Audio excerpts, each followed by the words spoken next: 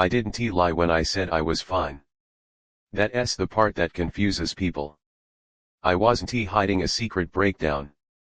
I wasn't pretending while falling apart inside. Most days, I genuinely believed it. I was fine. And that word followed me everywhere. How are you? I'm fine. Everything okay? Yeah, I'm fine. Anything wrong? No, really I'm fine. At first, it was just a response. A polite shortcut. A way to keep conversations moving. Then it became a shield. I learned early that fine made people comfortable. It closed doors gently. It reassured without inviting questions. So I used it. Whenever something felt off, I called it fine. Whenever I felt tired, disconnected, restless, I told myself it was normal. Everyone feels like this sometimes, right? That belief carried me for years. My life didn't look broken. It looked stable. Predictable. Respectable. I had routines that worked. Responsibilities I handled well. People who trusted me. Nothing demanded urgency. And because nothing hurt sharply enough, I assumed nothing was wrong. But there's a difference between being okay and being alive. I just didn't know it yet. I remember a moment that should have felt significant but didn't not at the time. I was asked a simple question, what do you want next? Not a big question. Not dramatic. Just next. I paused longer than expected. Then smiled and said something safe. I don't know. I'm fine where I am. Everyone nodded. Conversation moved on. But something stayed behind in that pause. I realized I had answered automatically, not honestly. That scared me. Because I couldn't remember the last time I had answered that question differently. I had stopped imagining next. I had stopped wanting in ways that required change. Fine had quietly replaced desire. I told myself that wanting more was immature. That ambition fades with age. That contentment is a sign of wisdom. Those ideas sounded noble. They also sounded convenient. I didn't argue with my life. I maintained it. Days passed smoothly. Weeks stacked neatly. From the outside, my life aged well. From the inside, it thinned. I wasn't unhappy. I wasn't fulfilled either. I existed in a neutral zone where nothing felt urgent enough to confront. And neutrality can be dangerous. Because pain pushes you to act. Comfort lulls you into staying. I began to notice how often I spoke in summaries rather than feelings. How rarely I used words like excited or afraid. How often my emotions felt flattened into something manageable. Fine. Fine is not joy. Fine is not peace. Fine is absence disguised as balance. At night, alone, I felt a strange distance from my own life. Like I was watching it continue without needing my input. I wasn't depressed. That would have been easier to name. I was disengaged. There's a quiet despair that doesn't scream for attention. It doesn't collapse your world. It simply asks, again and again, is this all you're going to say yes to? And I answered it with silence. I had trained myself not to feel dissatisfaction deeply. Not to linger on it. Not to give it language. Because once you name something, it demands response. Fine demanded nothing. The more I used it, the smaller my emotional range became. Not intentionally. Gradually. I stopped being surprised by my own days. Stopped expecting anything from the future that wasn't a repetition of the present. When people asked what I wanted, I described what I had. When they asked how I felt, I described what worked. No one questioned it. Why would they? Fine is socially acceptable. Fine is easy. But easy answers can hide difficult truths. The truth was, I wasn't choosing my life anymore. I was consenting to it. There's a subtle difference. Choice involves intention. Consent can happen silently. I hadn't failed. I hadn't made a wrong turn. I had simply stopped checking whether I was still there. And one evening, sitting quietly, repeating the day in my head, I realized something unsettling. If I keep saying I'm fine, eventually that's all my life will ever be. Not good. Not meaningful. Just, fine. That realization didn't hurt sharply. It weighed. And once it settled in, I knew I couldn't ignore it forever. After that realization, fine stopped feeling harmless. It followed me like an echo. Every time I said it, I heard what it really meant. Don't look closer. Don't ask. Don't stay. I started noticing how often my days were built around avoiding intensity. Not pain intensity. Anything that required commitment, vulnerability, or risk. I kept things manageable. Predictable. Soft around the edges. And that softness slowly dulled everything else.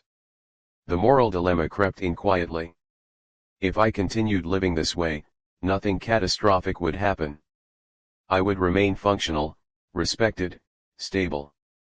No one would worry about me. No one would feel disturbed by my choices. But I would also continue numbing myself out of my own life. If I truly questioned it, I risked destabilizing something that worked. Not perfectly, but sufficiently. And I had built my identity around being sufficient. I began to feel tired in a way sleep didn't touch. Not physically. Existentially. Every morning felt like a continuation instead of a beginning. Every evening felt like a closing bracket rather than a pause. I realized how little I expected from myself anymore. Not because I had achieved peace, but because I had lowered the volume on my wants until they were barely audible. Desire hadn't disappeared. It had learned to whisper. And whispers are easy to ignore. I started to ask myself uncomfortable questions late at night. When was the last time you were afraid in a good way? When was the last time you chose something without knowing how it would turn out? When was the last time you felt fully present? The answers were vague. Distant. That distance scared me. Because it meant my inner life had gone quiet, not because it was content but because it had given up being heard. I tried to fix it carefully. I adjusted my routine. I added small pleasures. I distracted myself with productivity, with improvement, with noise. Nothing reached the core. Because the problem wasn't boredom. It was disengagement. I wasn't unhappy with my life.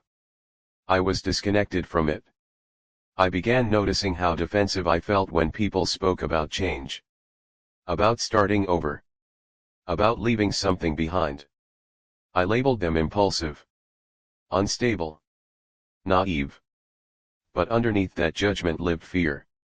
Because they were doing something I had convinced myself was unnecessary. They were choosing before certainty arrived. And certainty had become my excuse. One evening, someone asked me again how I was doing. I opened my mouth automatically. I'm fine. The word landed differently this time. It felt heavy. Final. Like I was sealing something shut. That was the moment I understood the real danger of fine. Fine doesn't hurt enough to change. Fine doesn't demand honesty. Fine allows years to pass unnoticed. It's the most comfortable place to lose yourself. I imagined my life 10 years from now if nothing changed. Not dramatically different. Just extended. Same rhythms. Same answers. Same careful neutrality. The image didn't terrify me. It exhausted me. I realized then that my fear wasn't of pain or failure. It was of disruption. Of becoming inconvenient. Of asking questions I couldn't easily answer. But disruption is the price of presence. And presence was what I was missing. I hadn't reached a breaking point yet. Nothing had forced my hand. But I could feel the pressure building. Fine was no longer neutral.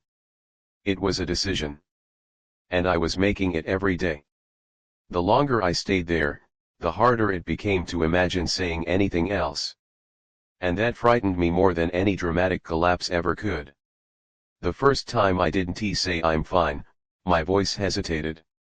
Not because I wanted to be dramatic. Not because I was ready with an explanation. I just couldn't say it anymore. Someone asked, casually, the way people always do. How are you? I opened my mouth, felt the familiar word rise and stopped. The pause was awkward. Noticeable. I said something smaller instead. I don't really know. The room didn't change. No one panicked. No one leaned in with alarm. They nodded. Accepted it. Moved on. And I stood there, stunned by how much power that tiny moment carried. Nothing had broken. But something had cracked open. After that, I began paying attention to the moments where fine used to protect me. When conversations brushed too close to truth. When decisions asked more than I wanted to give. When discomfort hinted that something mattered. I didn't suddenly become honest all the time. I didn't confess my soul to everyone around me. I just stopped closing doors automatically. And that changed the texture of my days. Presence returned slowly. Not as joy. As friction. I felt irritation again. Restlessness. Occasional excitement that made no sense yet. Those feelings were messy. Inconvenient. They were also real. I realized how much of my life I had flattened to avoid that mess. How often I had chosen neutrality to stay acceptable. Saying fine had been my way of opting out without leaving. But opting out has consequences. You don't lose your life all at once. You lose it in increments so small they feel responsible. I didn't fix everything by refusing that word. I didn't suddenly know what I wanted. What changed was this: I stopped pretending I didn't want anything at all. That honesty demanded patience. It demanded courage I didn't always have. There were days when I slipped back into old habits. Days when fine almost escaped again. But now, I noticed. And noticing is the beginning of return. I began to choose engagement over ease in small ways. To stay with questions instead of smoothing them over. To let uncertainty exist without rushing to resolve it. Some people grew closer. Some stayed the same. A few drifted away. I learned something painful and necessary: if your presence depends on being easy, it was never presence, it was convenience. I stopped measuring my life by how little trouble I caused. I started measuring it by how honestly I occupied it. There are still moments when I don't know how I am. When the answer isn't clean or reassuring. But now, I allow that to be true. Because a life that can only be described as fine is a life kept at arm's length. And I no longer want distance from myself. If you're listening to this and you recognize how often fine slips out of your mouth, ask yourself one quiet question: what are you protecting and what is it costing you? You don't need a breakdown to come back to your life. You don't need a dramatic escape. Sometimes, returning begins with refusing the safest answer. I said I'm fine for years. And almost disappeared inside it. Now, I choose something less polished. I choose to be present even when I don't yet have the words.